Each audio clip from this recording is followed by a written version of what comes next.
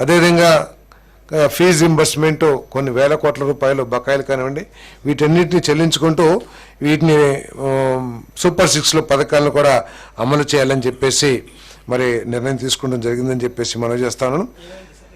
తల్లికి వందనం next academic year start కాగానే నెక్స్ట్ అకాడమిక్ ఇయర్ లోపల తల్లికి వందనం చెల్లించాలని చెప్పేసి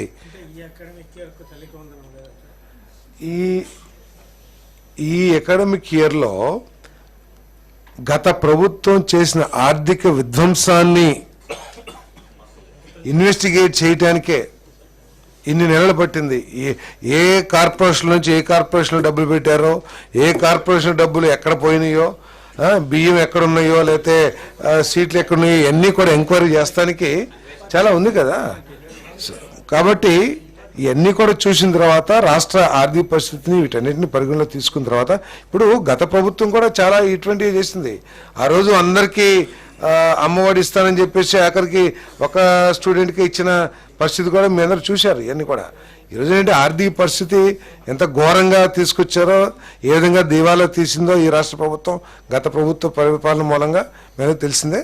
వచ్చే అకాడమిక్ ఇయర్ లోపల తల్లికి వందనం కార్యక్రమం చేస్తామని చెప్పేసి మనం చేస్తాను.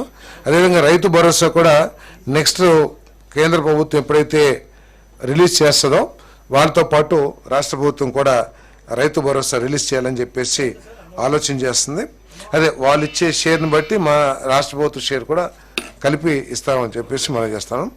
అదేవిధంగా ఫిషర్మెన్కి గత ప్రభుత్వం కేవలం 10,000 రూపాయలు మాత్రమే ఇచ్చింది.